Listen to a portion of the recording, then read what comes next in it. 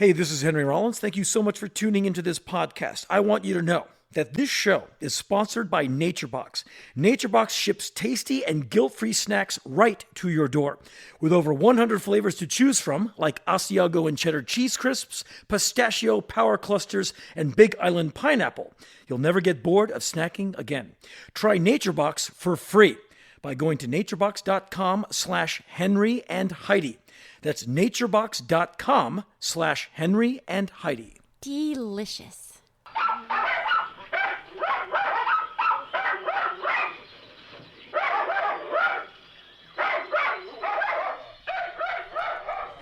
It's it's puppy chaos here at the Henry Rollins Heidi May podcast.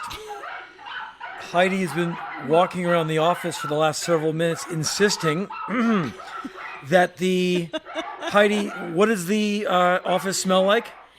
Puppy breath. The office smells like puppy breath, ladies and gentlemen. It does. It does. And of course I can't smell it because I have no ability to smell puppy breath in the air. Heidi has this thing with smell. She has hearing that is, I can't stand it. You can be 10 miles away from her and say, shut up. She's like, you shut up. Like, wow. And she has this odd sense of smell. Like, we'll get in the car. It smells like snakes and bubble gum. Like, excuse me? It smells like hedgehogs, leather, and cabbage. It's like a very eclectic snout Heidi has. What is it? The olfactory? And she's smelling things all the time. It smells like cookie dough batter. And today it was puppy breath. Walk upstairs. No. It smells like puppy breath. It doesn't. It does. Not to me, it doesn't. But it does to you. So you know what, folks?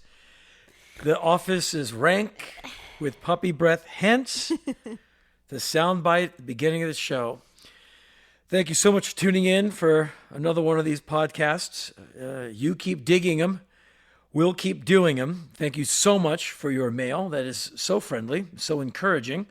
Thank you for sending in your ideas, many of which are fantastic, the worst of which are really good ideas, but I just don't know if we can make an entire podcast out of them. However, we appreciate any and all. So thank you so much.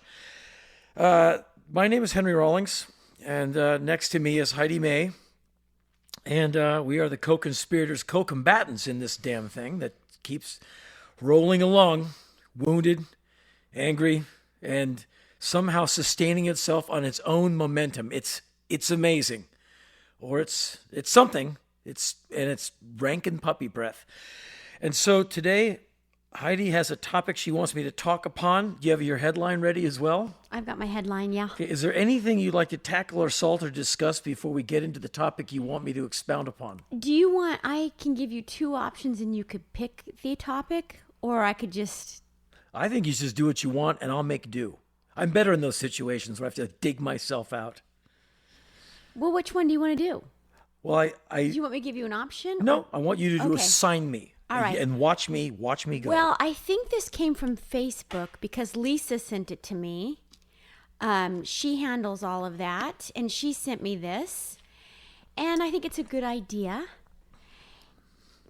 Mr. Pepperman. Okay.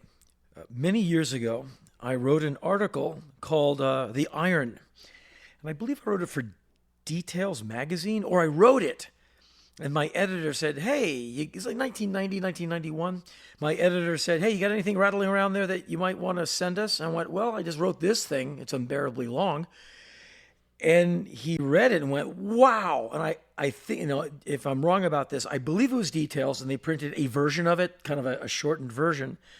And then eventually, I think I put it out in the Black Coffee Blues book, or maybe one after, I forget. But it was about weightlifting, or my experience of it when I was a young guy in high school, and how it was the first substantial transformative event of my life. And it seemed to have rung true with a lot of people. And I had a lot of experiences over the years, over the decades now, with people telling me, hey, you wrote that thing about weightlifting. I'm like, yeah, thank you, man. That got me to go into the gym. And okay. And somewhere along the line, it became known as the iron and the soul, which is not a, I've always called it the iron. It was someone tacked it on. But apparently, if reports are to be believed, it's tacked up on gym walls. It's been passed around.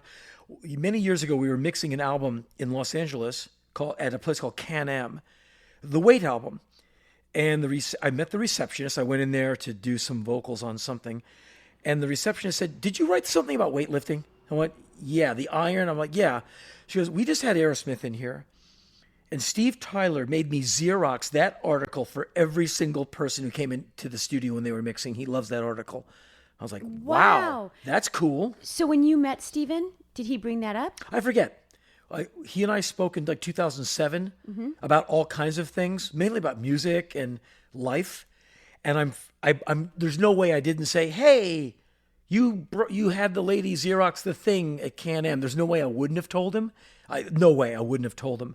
What he said about it, I have no memory, but there's no way I wouldn't have brought it up because it was a way for me to say, "Hey, you've heard of me." But he was actually really cool. Remember that scene? I interviewed him for the show, but he had a point where he said, "I want to talk to Henry without managers, agents, producers. I just want to talk to Henry before I do this. Here's my number. Have Henry call me."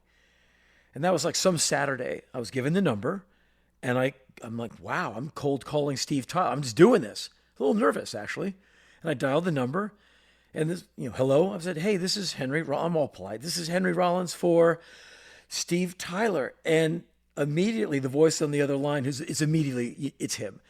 He just goes, "Ow, baby, I'm amazed with the way." He starts singing. I'm like, this is Steve Tyler.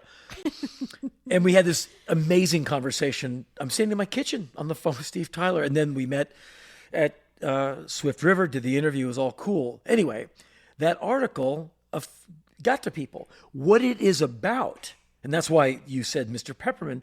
It's about this teacher I had, Mr. Pepperman. So there's the setup. Many years ago, I went to a school called Bullis Prep School for boys. It's now co-ed. And I went there from 6th grade until graduation. I graduated in 1979. So do the math. And I can't figure it out in my head what year I started going, 1970 something. And, you wear your uniform, blue blazer, white shirt, striped tie, blue and gold, gray pants, black or blue socks, black shoes, black belt. You look like one of those guys that when you're walking by, you want to punch the kid out when he's waiting for his bus to pick him up. I lived in the city. The school was way out in the suburbs.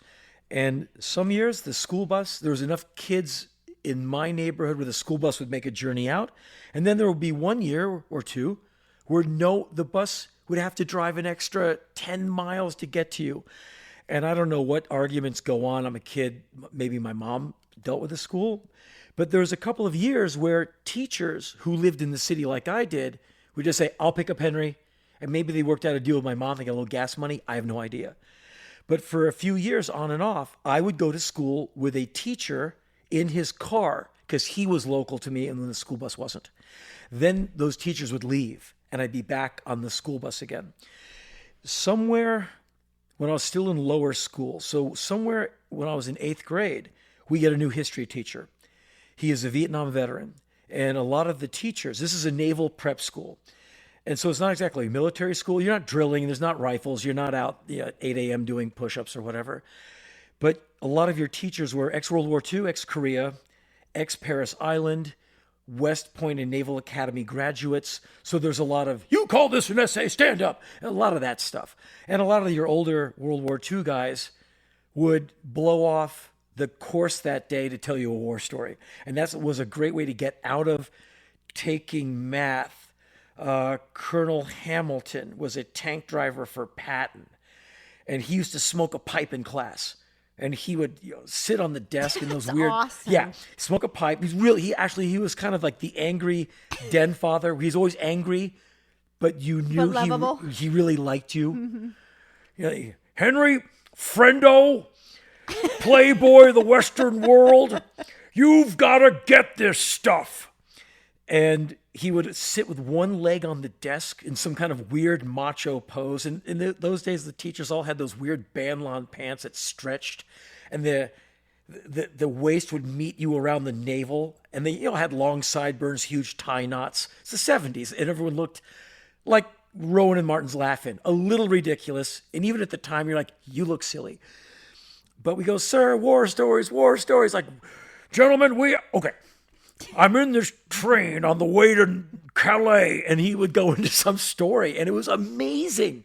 And like, all right, back to math. And it's like, so a lot of your older guys were your grouchy grandfather, but they liked kids, somehow. They never yelled at you mean. They just kind of were loud people. And we had some Korean War vets, and then more academics who were coming from the military industry. And by this 1970 something, we have, to my knowledge, one Vietnam War veteran teacher. And he was different from all the teachers. In what way? The other ones were loud, and we did this, and this is Mr. Pepperman.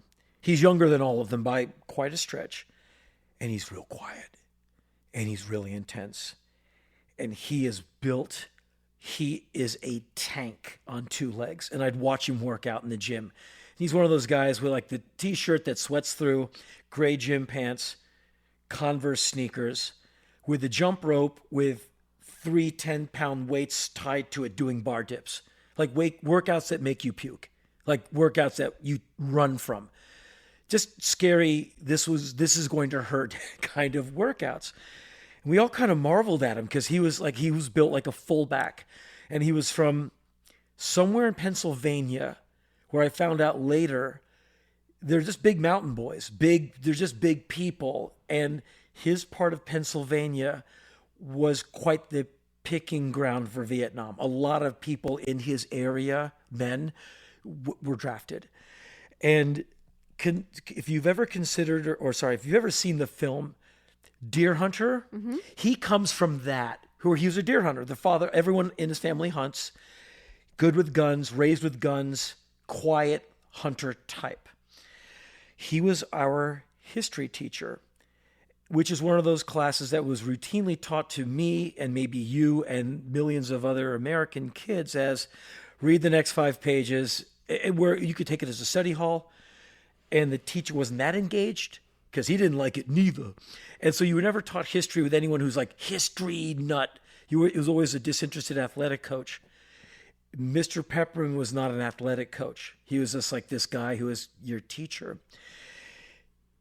Hello, I'm Mr. Pepperman. I don't want anyone talking out of class. And that was the first day. Call me Mr. Pepperman or sir. Walk in, sit down, open your book, shut your mouth. And like he said in such a way, we're like, I got it. Like he was terrifying. A really good guy in my school. His name was, I won't give his name in case he doesn't want to ever be known. Really good guy. Ended up being our class president. Just a really solid dude. And he was the guy I worked and bought the clothes he had. So I wanted to be like him because he's such an easygoing guy. I'm like, man, if I get the right Adidas, I'll be easygoing like him. It didn't work, of course. And everyone liked him. Good student, good athlete. Never was mean to me. Anyway, he talked, he said something. And all of a sudden, Mr. Pepperman, and I'm not exaggerating, he has picked this kid up by his underarms or the collar, the lapels of his jacket. He's got a hold of this kid on kind of basically has his pectoral muscles just grabbed, has picked this kid up and slammed his shoulder blades to the top of the blackboard. He's up over Mr. Pepperman's shoulders. He has pressed this kid up in the air like he's doing an overhead press and has slammed this poor kid who's, we're little. It's like 8th grade. We're small people. Wham! And the whole class, you could hear hair growing. And this kid sat down at his desk trying not to cry. It was more humiliation. He wasn't hurt. So he's the poor guy sitting there doing that thing. And we all felt for him because we're so glad it wasn't us. And so no one razzed him about it. Everyone's like, hey, man, are you okay? Afterwards, we're like, here, do you want a lifesaver? You poor guy, give him a hug. And we got it. No one ever talked out of turn in that guy's class. And so all of a sudden, he's taking 3 kids to school. So it wasn't just you. No, it was me in the front seat. And then as we got more out to the suburbs, there's 2 more people we picked up, and really nice houses like in Chevy Chase or Bethesda. Those are really nice neighborhoods. I lived in a nice, normal Glover Park. It's like little houses all smashed together. You've been there. It's a real normal. These kids lived, a little nicer. And so he picked me up first because I was kind of on the way out towards the suburbs. So he and I would have this time together getting out of the DC snarl of traffic. And so when I'm in the car with him, I'd say, "Good morning, Mr. Pepperman," because I'm all drilled. "Good morning, sir. Call me Denny." When we're in the car, call me Dennis. But when and he used a lot of choice words. Like when those 2 get in the car, "Call me Mr. Pepperman." He didn't like the other 2 guys. For some reason, he liked me. As much as Mr. Pepperman can like you. He's a really gruff guy. I'll detail it. Anyway, so we get to become kind of sort of friends. As much as he's not a friendly guy, he kind of sullenly accepts your presence. Not mean, just we drive to school sometimes in silence. One time, we're up by Tenley Circle, which is just on Wisconsin Avenue, going out, I guess, towards Maryland. There's an orange light. I think he stops. The car behind him beeps. Oh, and no. Then you start hearing Mr. Pepperman. You're like, "Oh no." And you imagine like a bull. You imagine like the windshield getting steamed. Mr. Pepperman is angry. And this is a guy, they're all wearing those kind of stretchy band lawn shirts. He's a guy who could make the shirt stretch with his biceps. I'm not exaggerating. He looked like part bodybuilder, because he was such an impressive hunk, and he worked out like a maniac. Full football player guy, waist up like a perfect V. And you see him like he's mad. But it's something I didn't understand until maybe 30 years later. It's more anger than I'm grumpy and I have to go teach a bunch of rich kids at school. He's got another... Well, the anger is about something else. Yes. And it's an anger some 12-year-old kid or 13-year-old kid doesn't understand, because I don't understand war, PTS, etc. But Mr. Peppermint is coming home to a lot of stuff. And he hears a beep, like, someone's mad? Oh, you're angry? Oh, no. You want to have a problem? Like, he's probably been waiting for something like that since he got home. Someone to tee off on? Like, please. And so the light turns green. Mr. Peppermint turns the car off. And I'm like Ritalin boy. I weigh like 8 ounces. I'm like, oh no. Because I'm afraid of something, they're going to beat me up or something. And then I remember who I'm in the car with. And I'm like, wow, he's going to kill someone. I don't think I've ever met anyone this angry, because the anger is so deep. It's like, wow, his DNA is angry. It's more than just, "I'm going to get a hold of you, son." It's like, it's a whole other thing. I didn't understand it. I'm terrified of it, though. And no one behind him beeped. I think everyone went, "Just leave it alone." They knew something in that car. No one wanted a piece of it. So anyway. Did he get out? Nope. He just waited for someone to come up and knock, I think. And okay. If he got out, I think all of Washington, D.C. would have went, "It's cool. It's no problem." Anyway, he and I do start talking. And he realizes that older guys can see things in a younger guy. Like, this young, nervous kid has no father figure. Mm-hmm. That he has no older male. Because I ask him questions like, when you meet a girl, he's like, okay, this kid's got no rudder. He's got no compass. He's got nobody saying, "Son, here's how it is." And that's when he became begrudgingly nice to me. He's never going to smile. He never smiled. He kind of laugh at you like, "That sucked." But he started saying, "Okay, is there anything you want to talk about?" Like, "Well, yeah, this scares me," or "I have a problem with it." And he'd go, "Okay." And we'd get into these discussions. And he really became like the scoutmaster, or like another dad, or like the really cool older brother. And we would start talking, or I'd start talking, probably too much, soon as I got in the car, until the other 2 got in, and then we'd be back to Mr. Pepperman, and we'd all kind of shut up. And then he said to me, and I'm going to omit the exact language. You're a skinny little, he put a word in there, you need to lift weights, and I'm going to teach you how. Is that because you were being bullied?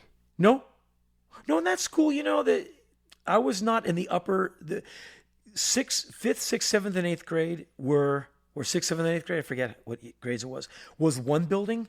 And then there's the upper school, 9, 10, 11, and 12. And you'd only go to the upper school for lunch in the basement cafeteria. You never met a quote upperclassman, but we didn't have a military posture in our school like that. Like the upperclassman wants you to drop and give him 20. We just had a bunch of bored, sullen rich kids sent to this school because there's a disciplinary problem in the other school for rich kids. I'm just trying to figure out why he would say that. Do you think he saw that you needed some self-esteem? Yes. Okay. I think so. And I was the middle class kid. There's a number of us middle class types in with these kids whose father built paid for the tennis court. Another guy's dad helped build half of the track. These are very wealthy families. And their kids are like, flipping off the teacher in the other school. So this school, they're like, if he flips us off, he'll never see his finger again. Good. And I was sent there because, your son has a discipline problem. We know what to do with that. Who chose that school for you, your mom or your dad? Good question. If I was ever told, I have no memory of it. I have no idea. I'll ask your mom next I time. bet you will. Anyway, but honestly, I have no idea. All of a sudden, I'm going there and I'm getting fitted for my little outfit, and I was terrified because it was so different than anything I'd ever experienced. Like, I'm putting a tie on. Who are all these boys? I mean, it was... The first 6 months of the first year was a little pretty crazy because none of the teachers were. But did you get in trouble at that school? Like you had? Later on, no, not on like being disruptive. Later on, when puberty hit, I'd get demerits for being a wise guy. Like, oh, really? Did you just say, oh, really to me? See you Saturday. Like, man, he didn't get it. Like this, like, we're going to do this. Or maybe we're not. Oh, someone just got Saturday. So do you think... That was me. Do you think that your parents sending you to that school was a good idea? Ultimately, yes. Okay. Because I got tons of discipline and focus. I hated it. Mm-hmm. There wasn't one day I liked besides you graduated, you never have to see this place again. But I liked English class because, you can read and talk about words and all of that was easy. The rest of it was like hieroglyphs. I never got math. And science was kind of sort of cool, but math to me was so obtuse. It was so frustrating not to ever get it. And do 2 years of summer school over math. Like, wow, I just don't have it. And there I am burning half my summer with the other idiots who don't get it. And we all, we're just the worst people at that school. We're all in together. A lot of the people you don't like, you end up in summer school with them. It's like a second hell. You see them all year in school. You're like, you guys again? And they all look at you like, oh, we all ended up here. We are the dregs. Anyway. He said, you're a skinny little expletive, and you're gonna get your little mama to take you to Sears and Roebuck, and you're gonna buy a 100-pound sand-filled weight set. Went to Sears and Roebuck right up Wisconsin Avenue, very near where Mr. Pepperman stopped his car. I can't, and I'm insecure. So the nice man takes the dolly, takes the weight set to the trunk of the car. My mom's 1968 Fastback, which she gave me eventually as a graduation present. Complete with the dent on the hood from where the mace canister bounced off while my mom was caught in a traffic jam due to riots. Oh, man. We'll be late for dinner due to riots. Anyway, I can't get the box into the trunk because it weighs like 100 and some pounds. But I'm trying to, I got this. And the guy knows that I don't got this. So he goes, don't worry, young man, I got this. And we somehow get it into the trunk of a VW Fastback. I have to unpack the weights from the car and bring them in because I can't carry this long rectangular box that weighs 100 plus because you got the bar and all that. And I'm very embarrassed, even in front of my mom. I can't lift it. It's like trying to lift the car itself. And so I eventually schlepp it all into the basement. We lived in a house for like 3 or 4 years, and I schlepped it into the basement where I lived. And I went to the school gym with Mr. Peppermint. He said, okay, here's a curl. Here's this, here's that. And he would just show me, here's some simple compound lifts. Curling, reverse curling when people used to do that. It's an ancient exercise. Overhead dumbbell, whatever. Simple, boom, boom, put it down kind of lifts. and you're going to keep a record of every lift you do like 3 of 10 of this. And he gave me a little menu, easy to do. Got a notebook, write down the date and what you lifted and how many weights. And he's like, go up 5 pounds a week, which is probably not the best advice. That's how you can like just destroy yourself. You can destroy yourself. But I think that was the regime, something like that. It was like intense. But the kicker was you're not allowed to look at yourself in the mirror until I say you can. And this guy showing that much interest in me was huge. Because I would talk about more things on a deeper level with Mr. Pepperman than I ever did with my dad. I just can't have the girl discussion with my dad because he would say things that were so just unbearably misogynist. Just like it would peel the paint off I can't even repeat it. It's wow. And so, but Mr. Peppermint I can talk to because he's younger and he gets me. Anyway, I did everything he told me to. And I start noticing I have this appetite that I've never had before because I'm burning my body up in the evenings. I get home, I can't wait to do the weights like he told me to. Were you still taking Ritalin? Yeah, which is an appetite suppressant. Yeah. At least in me it was. I'm not a doctor. Oh, no, it is. Okay, because in me it was like no appetite. Around that time, the weights and puberty all kind of hit me at once. So I stopped taking the Ritalin. The appetite jumps up, but with the weightlifting combined with rapid growth because I'm a young person, now my lunch tray resembles the jock's lunch tray, which had that line of milk. They would like 1, 2, 3, 4, 5, 6 milks, little tiny boxes across the front of the tray. And like, oh, he's a jock, he's drinking milk, builds a body. And all of a sudden I'm craving milk. And I'm asking the guy, when they're serving hamburgers, can I just have the hamburger? Can I have like 2 extra patties? My body is screaming for food. Like by lunchtime, I am like a locust. So were you lifting weights in the morning with him? No. I was doing this all by myself in the basement with Sears and Roebuck weights. Before school? After. I get home. After. Yeah, I get home and run right to the basement, sometimes with my school clothes, and do it. And it probably wasn't the hardest workout, because I had what I had. I didn't have a bench. So I'm doing, a little overhead. Sometimes I do the workout twice. So I was so into it. And it was so much fun because your body wants to work. And when you're that age, you got endless amounts of energy. And so I feel, and I'm religiously not looking at myself I'm looking at my face. I don't even know if I was barely shaving yet, but I'm not looking at my body. I'm really not. Like not even, I really was doing everything he said. Did you ever want to, take a peek? No. Okay, it was weird. I wasn't tempted. I was so wanting to do what he told me because I was so... That kind of makes me sad. I was so invested in someone being invested in me. Right. I didn't want to betray... Him. Yeah, and the attention he was giving me. And so also... I'm going to start crying. Also, well, it has a happy ending. But I was also working at the pet shop. My wife has fish. Can you come over and clean the tank? Oh, no. It was a directive. You're coming over to clean the tank. Okay. He picked me up like on a Sunday or something. Twice.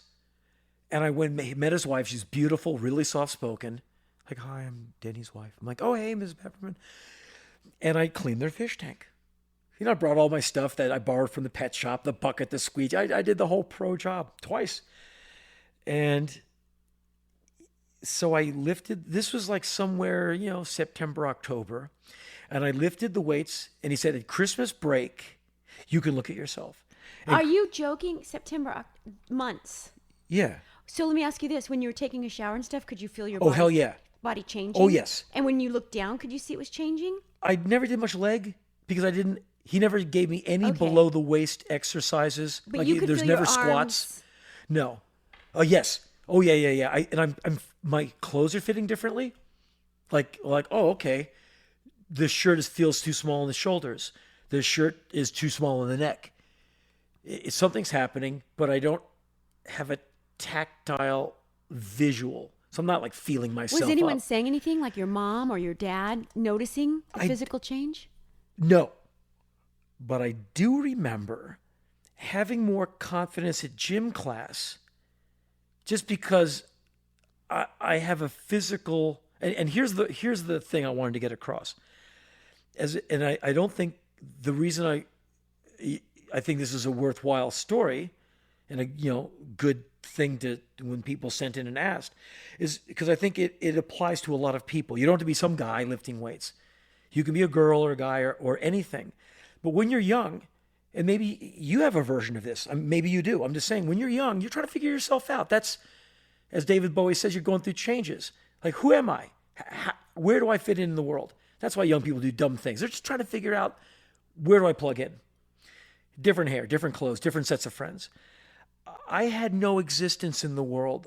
There's nothing that said you are here besides the jobs I had. And that was a huge thing for me. Like, responsibility, you're paying me. I need to be there at 6. Like, wow, someone wants me on the team. And that was such a big deal to me. But I had no physical, that Nietzschean Darwinian, well, Darwinian for sure. The proving ground of the gym. Okay, you guys will play basketball. You two, you're the team captain. You're the team captain. Pick your team. Yeah. It's me and the guy with the thick glasses. I never am getting picked because I'm just not good. You throw the ball to me, it hits me in the head. I'm so not the guy you want on the team. Within about a month, I'm getting picked to be on the team, whatever the sport was, throw the ball at someone's head or whatever. Not the top 3, but I'm not the last guy on the bench anymore. Where the coach goes, all right, you're going to go to that one. I mean, you must play. It's a school rule. But I was no longer being assigned to a team by Coach May. I'm in the lower third, but I'm not the last guy. Because I've got some physicality that they can see that I can't. So something's happening. And then for the first time in my life, and it was a feeling that was so foreign to me, I had the tiniest taste of confidence, of esteem. Not necessarily confidence, but it's like, I am here and I'm going to take a little bit of respect, thank you. Which was, I never got that from any of my parents. My father terrified me so much, I never wanted to say, hey, you shouldn't talk to me like that. He may have said, wow, all right, check you out. He may have. I think so. Yeah, he very well would have said, all right, that's good for you. I never, ever did. I was terrified. And I never had an opportunity to do that with anyone else. Because if you sassed your teacher, Saturday, full uniform, 9 to noon, it wasn't worth it. And so all of a sudden, I'm like, wow, I'm here. And it was like discovering electricity. It was like reinventing the wheel. It was so momentous to me. It was incredible. And it went strength to strength. Like the next day, you're like, yeah. And you start to get opinions. And no, I'm not going to do that. You stand up for yourself a little. And this is all happening very quickly. September, October, November, early December, right? Christmas holiday. And so to get out of school for Christmas, you had to run the gauntlet of like mid-year exams, which are just like the worst thing of your life. These like ancient, these epic length exams in every class. If you can get to the last one and get to Christmas holiday, it's like you've just been let out of Sing Sing. Like, I'm alive, because you get time away from this place. And for me, it was like the best thing that ever happened was the holiday, to get away. And Mr. Pepperman drove me kind of near where I lived. He never would really go near where I lived. He would just kind of drop me off. It was a nice hike, but it was fun. And when I visit D.C., I still go to the light pole on Massachusetts and Wisconsin, the intersection where he would pick me up. That light pole is still there. When I go visit, I walk up from the hotel I stay at, walk up to that pole and lean against it and look down Massachusetts Avenue, just like I used to, waiting for his car to pull up, just to do it. Wait, let me ask you something. So he's driving you to school while you're doing this. Is he saying anything to you about the changes? Is he seeing it yet? He wasn't saying anything to me. He never gave me any encouragement, like, hey, you look pretty, but he just said, are you doing your lifts? And I'm like, yes, sir, I'm doing the. And we talk about weightlifting, and he talked about like the football players he had worked with, like in college and all of that. Then he would talk about the war stuff, and he would tell me war stories. Anyway, Christmas time. I said, so I can look at myself. He goes, you can look at yourself today. I fairly run back to the house we lived on and on W Street. And I run to the mirror, take my white button up shirt off, and I look different. I'm not some muscle bound guy, but I have shape. I have lat muscles. I have biceps. I look like a guy who works out and eats, like who's been working out like a rabid fiend for like 90 days, 100 days. Like it was noticeable, like, whoa. And in those days, you have like no body fat, especially a guy like me. I'm like whip it thin. So I was all cut up. Like, wow, abs. Like, damn. Like, I kind of marveled at myself. You know, kind of all kinds of things. Impressed, kind of digging the way I looked in the mirror. You're like, well, all right, I'd run from me, like whatever. But like I did that because, as you know, the weights don't lift themselves, and that was all me, because it's just you doing the work. And it was the first time I felt a sense of achievement that I could see. Working a day at the pet shop, doing all the work, you achieve that day and you leave and you're like, okay, I cleaned a million cages. But this was, look what I've changed in myself. And the muscles were one thing. And the least important and revelatory thing, it was the mind change. That was the real lesson, the real gift. Was like, I have some confidence. I have an idea that I deserve to be respected. And if it takes some physicality to get your mind to that place, because you should be thinking you deserve some respect, because hopefully you'll give it to get it. And by giving it, you allow other people to get it so they can get it. It's a win-win thing. But you have to dig yourself and respect yourself before you can be Absolutely. Right. And I didn't have it. I just had fear. I feared my teachers, feared my father, feared the kids in my neighborhood. So I was obedient and kind of look cowering, which isn't respect, it's just fear. And you're pliant. You'll do what you're told, not out of mutual respect, but I don't want you to yell. I don't want you to hit. I don't want you to humiliate. That's the worst, is the humiliation. And so Mr. Pepperman gave me this incredible gift and it sounds new agey, but he gave me to me. He allowed me to see what I can do by caring, by like being a coach or like being an older brother or like a scoutmaster. The older guy who goes, hey, son, you're all right. Do this. And my father he taught me how to fight. I have fighting lessons with my dad, and we work on upper body stuff. And then he would teach you dirty fighting, like, okay, and here's when you go. You're like, really? And you're like, yeah, which I've never done that, but there's an area, where you're quickly incapacitated. And his idea was to go right there, which has been done to me, and I can't tell you how effective that is. Anyway, Mr. Pepperman was perhaps the most influential male of my young adolescent life, besides maybe Skip at the pet shop, who gave me a lot of, he said, hey, you can work here and you're a good guy and here's your paycheck and here's how you do the cash register. I'm going to trust you with the money. That was big to me.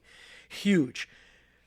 But it wasn't as huge as a, hormone raging young person getting in touch with his body as a thing he can respect, maintain, want to do good things to it and for it. Like, don't put beer in it.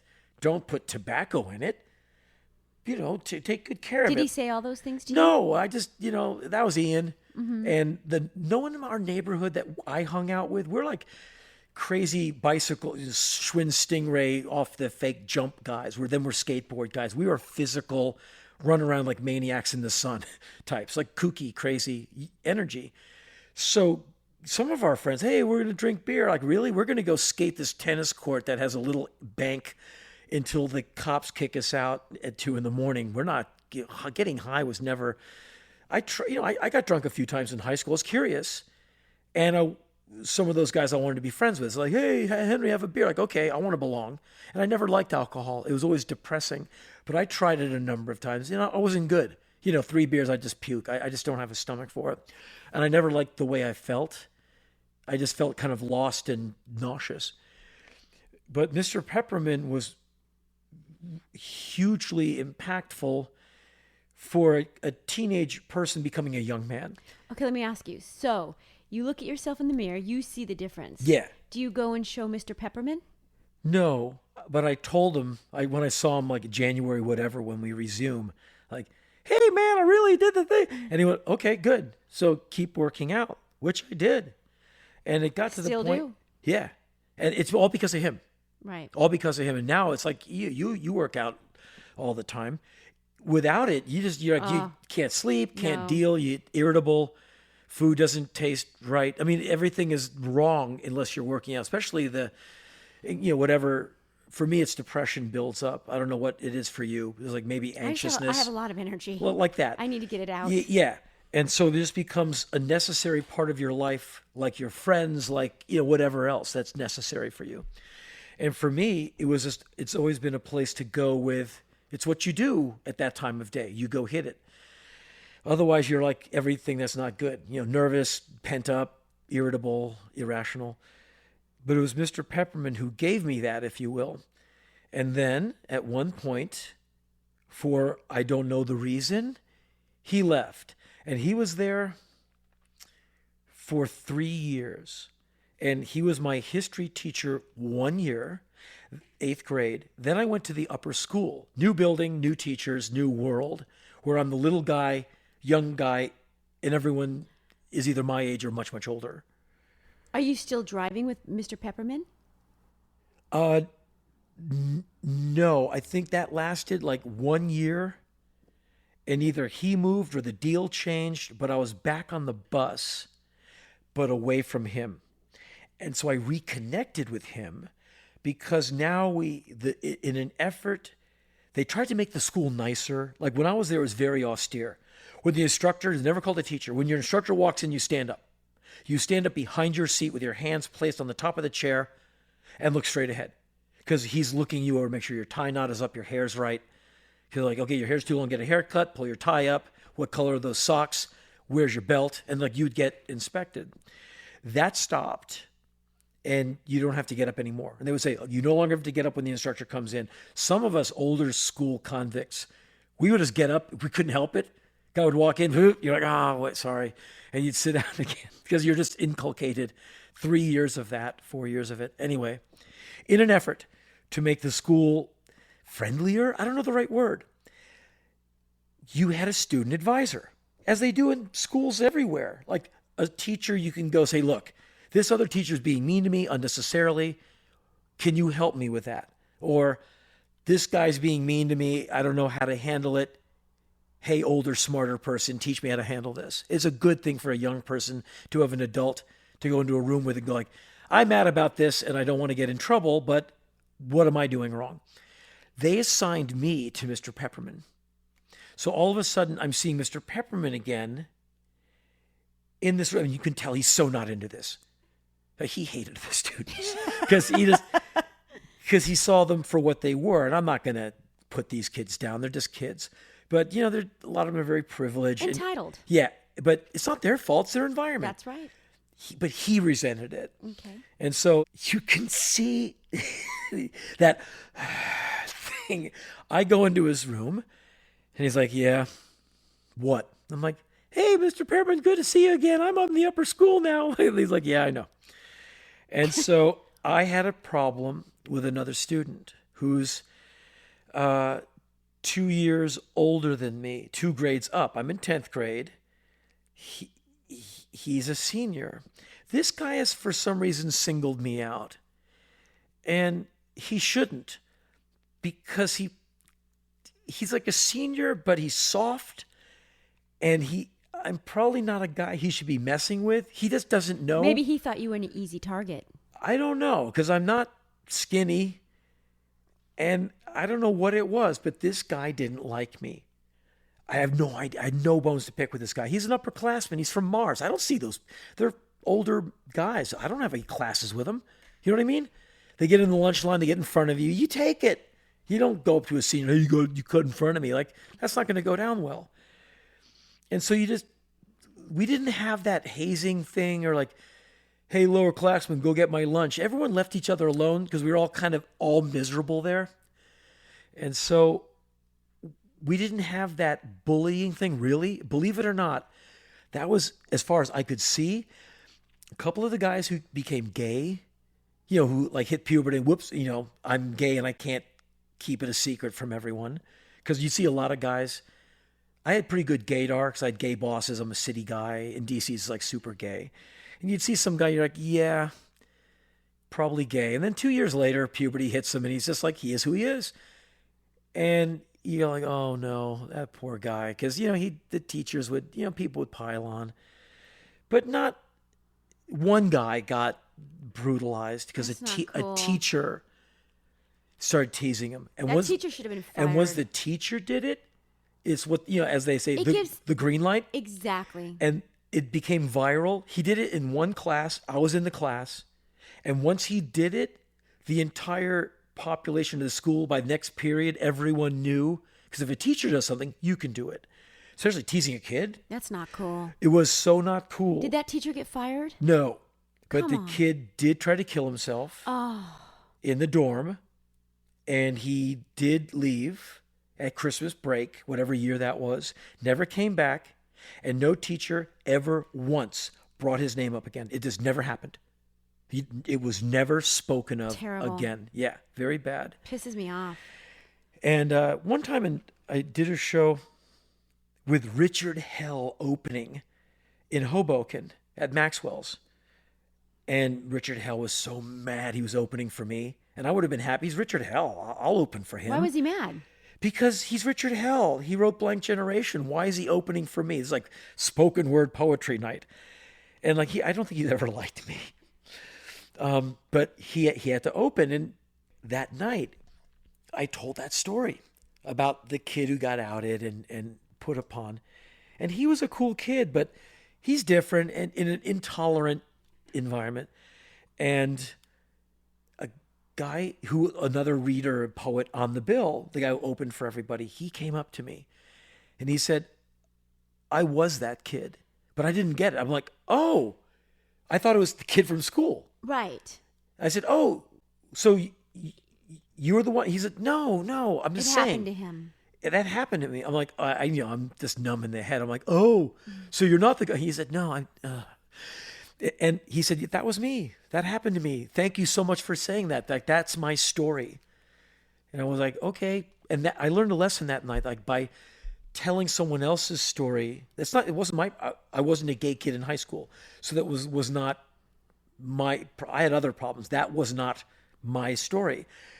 But I found out that night by telling it, you can be helpful to other people. And I never forgot that. That was huge. I went, okay. Next time I see a story like that, or I'm around it, or kind of in the mix, I'm going to tell it because it can do that. Anyway, I told, Mr. Pepperman said, you got anything on your mind? I go, yeah, there's this guy. And again, Mr. Pepperman, he's got the language. He goes, any name of student, let's just say Jones. Jones, I hate that. I'm like, wow, that's strong. Like coming from a teacher. Was this kid pushing you? Was he being physical with you? Just verbal. Uh-huh. And, and I'd walk by and he'd say, hey, and, you just take it.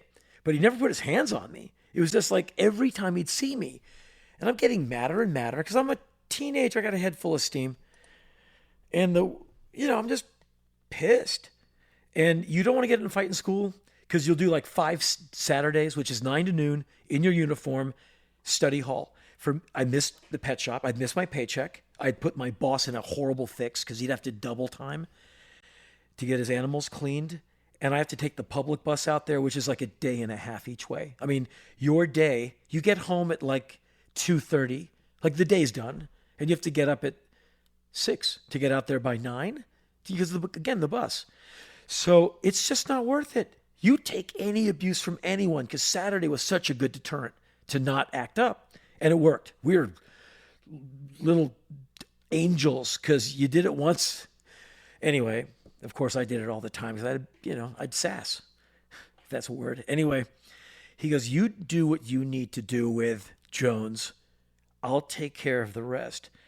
I said, Mr. Pepperman, what does that mean? He goes, you do what you need to do, and I'll take care of the rest. I don't quite get it, but my temper was, and he green-lighted this kid by saying that beep, beep, beep, beep. And like now it's open season on this guy because a teacher just cursed him out. Like the one teacher green-lighted. And he just gave you the pass to do what you needed to do. Yes. Which didn't hit me as hard as him using expletives to describe that kid. Like that's a teacher in the school building talking like that. It's like, wow, that's refreshing. Anyway, within 24 hours, that guy passed me in the hallway and called me something. And for the first time ever, I said, well, screw you too, or something. And he's looked at me and said, outside. And of course, you've seen this 80 million times. You walk outside, the whole school empties. Everyone's like, yay, because they've been probably waiting for this for a long time. So I wanted to kill this guy. So I said, let's walk way over here where no one can stop this. He goes, no, right here, right now. Which basically says, I'm a little scared. Because I said, no, let's go way over there. It'll just be the two of us. He's like, no, right here, right now. I said, all right.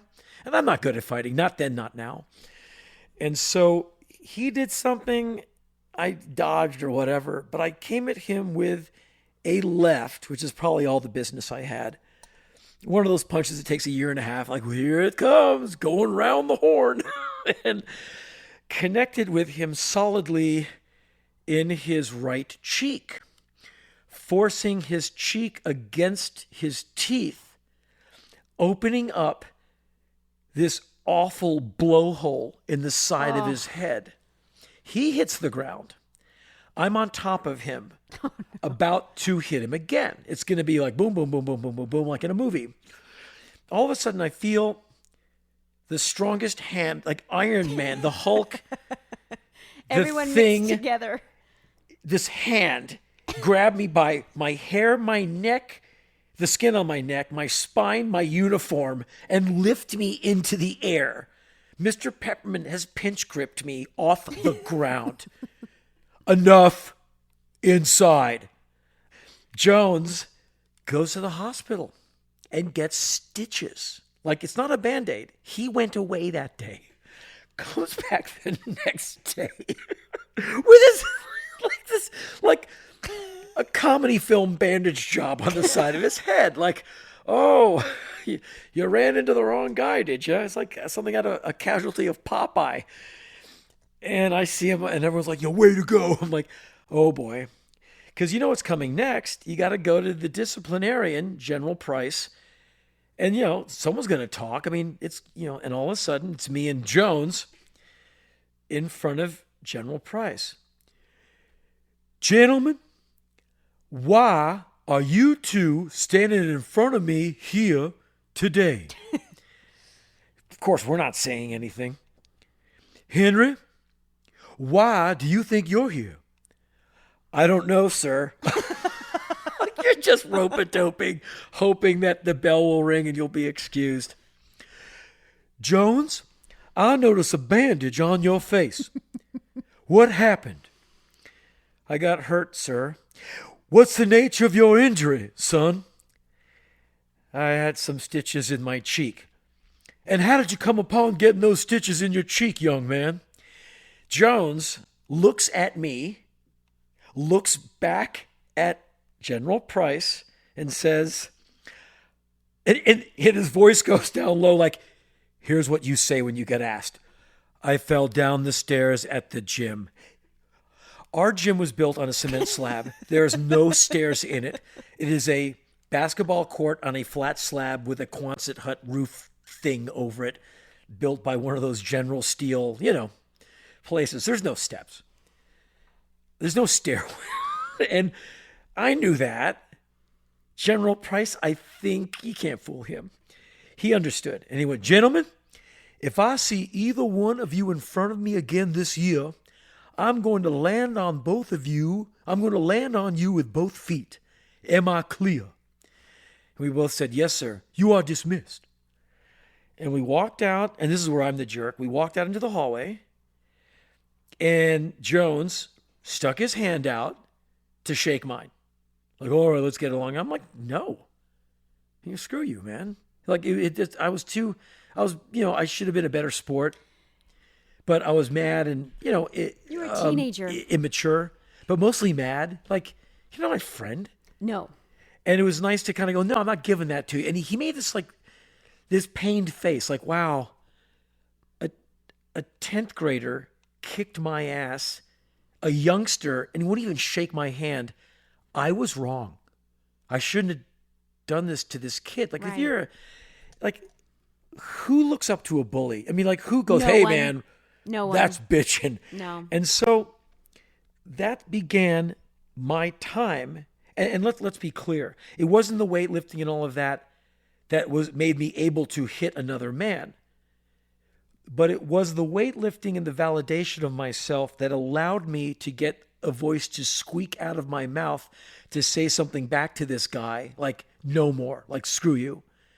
Without the weightlifting and the self-validation and the I am here because I can feel myself, I might not have done that. I can't tell. But the confidence and the self-esteem gave me this posture of like, you need to stop talking to me like that. And today is the last day you do that. So that's where the weightlifting was the lesson. And that started my last 2.5, half of 10th grade, 11th and 12th, as my life of Tony Soprano at that school. I'm the 10th grader who hospitalized a senior. To probably a lot of the teachers, like, that kid's all right. He's got potential. My classmates, I'm a god. To 11th graders, they're like, okay. The seniors are all like impressed. And the guy I hit, he became like the school joke because a kid 2 years younger didn't kind of hit him back, put stitches in his head.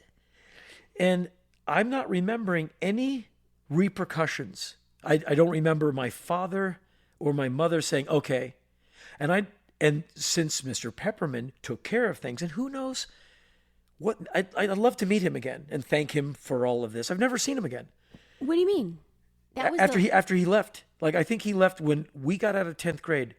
You know what? At one point, on the last day of 10th grade, for me, his last day, my last day of 10th grade, I had 2 more years. He drove me, I got in his car, and he drove me back. And as a special bonus, since the last time we're seeing each other, he drove me like 4 blocks towards my home off Wisconsin Avenue so we could go back onto Massachusetts Avenue to go downtown to where he lived. And so we went on Wisconsin Avenue, past Massachusetts, down towards Wisconsin and Calvert. He made a left on one of those smaller streets, pulled over to the right side of the street, and I'll never forget this. Because sometimes I go to that place as well and stand there where his car pulled me over. He said, hey, if I never see you again, either who cares or so what? I think it was so what? If I never see you again, so what? And that was his parting shot to me. I went, okay, well, thanks, bye. I've never seen him again. Did you ever try to look him up? Yes. In the internet days, I've looked him up, and if I had any success, I would have been able to tell you something. In that, I'm not remembering, so obviously nothing happened. However, we were at the old office. This was before you were there. It's 94 or 95. I get either an email or the office phone rings. I honestly forget. Maybe it was the phone. Forgive me, I forget. I get either a phone call or a letter. It was an email. I'm remembering now. It was an email from a girl. I read your thing on Mr. Pepperman. He is my stepfather. Wow. Mr. Pepperman apparently divorced that lady. Okay. Married again, moved back to Pennsylvania. Like, I guess after he taught at my school, he just bailed on D.C. It probably wasn't working for him. So he went apparently home where he became a teacher there. And she became aware of me because of the liar video. Because Mr. Pepperman said, I used to teach that guy. Wow, so he saw it. Yes. And she said, wow, that's like my favorite band or my favorite song. And he went, yep. See that build? I taught him how to do that. Wow. So she wrote me and said, my dad saw you, my stepdad, and I wrote her back. I said, I've been thinking of your dad now and then since I was a teenager. Like, and I kind of wrote it out for her. I go, your stepfather changed my life. Like he made things possible for me. And I kind of gave her a very abbreviated version of what I just told you. And I said, what's he like? And she wrote back and said, he looks really old. I said, okay. Oh, and I said, well, tell him I said hello. And then I never heard back from her. He never wrote me. I do shows in Pennsylvania every tour. I'm not exactly sure like where he is, or if he ever has heard of a gig of mine, but I have never reconnected with him again. It would be really, and I'd like to.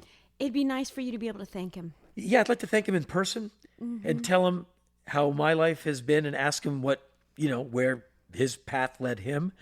Because besides punk rock music, which is another one of those things that like, your ship comes in and like, there you go. Besides punk rock, which was the biggest sea change ever, Mr. Peppermint is like one of those Mount Rushmore faces for me. Like Ian was a huge influence on me, and Ian's family. But Mr. Peppermint, he's like, for my teenage years, he's like my guy. Where I can't say that about my dad. Anyway, long story, semi-long. Weightlifting changed my life. But the deeper story is Mr. Peppermint gave me the go to realize myself. And you don't have to weightlift to get it. You can do anything where you go, I'm in the house, I'm in the mix. I deserve you to respect me. I take up space in the world. I have mass. Well, I'm grateful for Mr. Pepperman. Yeah, he helped me, and I wrote that thing because of him, the iron. And if I'm to believe the letters I get, that article has helped a lot of other people. And so it's that thing, that kind of feel-good thing of like you do something good, it becomes infectious or it goes viral, where a little ripple, a little stone, the ripples are bigger than the size of the stone. We need to find Mr. Pepperman. Yeah, if any of you listening have ever had a pretty angry, muscular man say, yeah, I taught that little bastard in school in the last century, and it is him, please let us know. I mean, it would be cool to thank him. So let me see. Let me dial this up. Oh, what's this, Heidi? Oh, what's that sound? Woo! That awful sound can only mean one thing, podcast listener. Let me cue up the next one. I'm so slick. Yeah, check me out. That can only mean one thing. It is time for another one of, you can't wait for it, Heidi's Headlines. On a huge canary yellow index card with crazy Heidi writing. Oh, and P.S., thank you for getting Before the Chop 2. Thank you for your wonderful letters and your positive commentary on the portrait of Henry Rollins done by Heidi that graces the back cover. We've been getting these letters. Great drawing of you, man. Like, thanks, bags under my eyes. Henry and Heidi see a man peeing on the street. Henry rolls down the window and yells, "Put that away, sir." Okay. A long time ago, back in an age that man has forgotten, in the last century, I lived in Washington, D.C. and grew up with my best buddy, Ian Mackay, who is one of the funniest people ever. He keeps it, kind of close to the vest, but man, he's always funny. And one time we were walking up the alley of the 930 Club, the old 930, and we're walking up the alley, and it was an alley where a lot of drunks would relieve themselves. And it was not uncommon in that neighborhood late at night to see celebrants from a venue or those unable to find a restroom relieving themselves. Ian had a way of dealing with these people who we took great offense to for them not being able to find a proper facility. And he'd go up there and run at them. Put that away, sir. Sir, put that away. That is disgraceful. You see some poor drunken guy go, oh, what? And there's Ian, punk rock Ian, like admonishing an adult. Put that away, sir. Sir, put that away. Oh, see, now I thought you came up with this yourself, and it made me laugh so hard. Oh, no, that's. Oh my God, you stole this from Ian. Yeah, but I've been saying that. That's the first time I heard you say it. Oh, you rolled down the window, and you were so earnest, sir. Yeah, that's how he would do it. Well, anyway, it made me laugh, but now that I know you stole it from Ian. What is a cover? All right, it's a cover. It was like me covering Louie. Well, my God, I love that. You sound like you're 10. What can I do? Like, Heidi, the thing I'm about to say was taken from Ian MacKay in 1980. Put that away, sir. That brought to you by Ian MacKay. No, I just did the thing, and you laughed because it is funny. So, Fanatic. Sorry. When I have a microphone sitting here, I think I'm doing the radio show. Sorry. Reassign. Podcast listener, thank you so much for tuning in. I am going to, there it is. Until we get together with you next time, thank you for your cards and letters. Thank you for indulging us with these crazy stories. And so now, track 2 of the CD will fade out. And so everyone's gone now, Heidi. Does the room still smell like puppy breath? So use your snout, inhale. It's upstairs. Okay, so there's no puppy breath down here. I don't smell it down. It's upstairs. Thanks for listening. Well, dear listener, the show is over, and that means it's time to get free snacks at your door from NatureBox. With over 100 options to choose from, get the bold flavors you crave and feel smarter about snacking. Go to naturebox.com/Henry and Heidi to start your free, may I say that again, free trial. That's free food from NatureBox. That's naturebox.com/Henry and Heidi. Do it